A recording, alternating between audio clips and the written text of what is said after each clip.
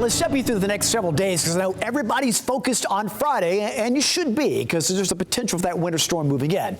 But until we get there, it's going to be dry and it's going to be cold both Wednesday and Thursday. Highs in the 30s, lows as low as the teens in some spots the next couple of nights. Then we have that potential winter storm moving in on Friday, beginning Friday morning right after sunrise. We'll go off the future track coming up. But again, throughout the day, Friday night, and early Saturday, there is that chance for accumulation of snow and some ice.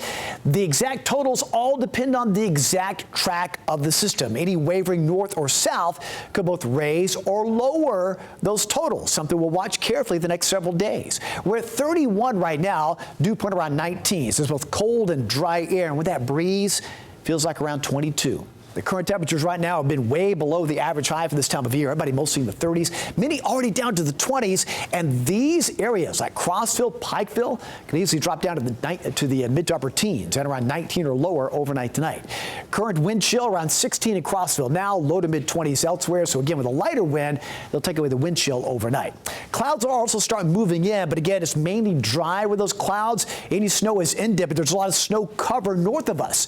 So as that cold Arctic air blows over that snow cover, it doesn't warm up at all. In fact, it's going to be very cold for us, staying just barely above freezing the next 2 afternoons, setting the stage for that potential wintry weather maker to our south and west. This is almost that classic setup. We got the cold air in place. You got a southern stream system coming in. The usual favorite areas where the more potential winter storms we've seen in the past start moving in. So now it all comes down to the actual storm track with the system. So here's what we know right now. It's very cold ahead of the system. It's going to be cold while the system is coming in.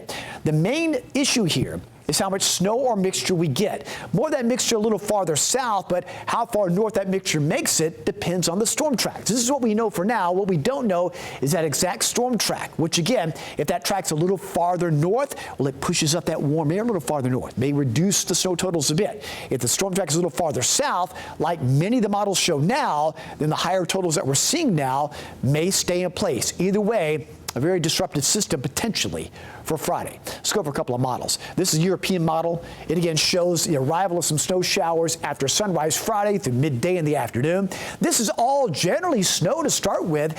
It shows the pink representing a little bit of mixture because this storm track's a little north, bringing up a little bit of that warm air aloft. So it may mean areas like, say, Fort Payne and Calhoun South may mix in with some rain and sleet, holding down any snow totals there, not affecting it too much farther north you go. As you go toward the nighttime hours and into early Saturday morning, the snow gradually wraps up. GFS model doesn't show as much warming aloft going on to the south. It shows again the arrival Friday morning through midday Friday, off and on snow showers throughout the day.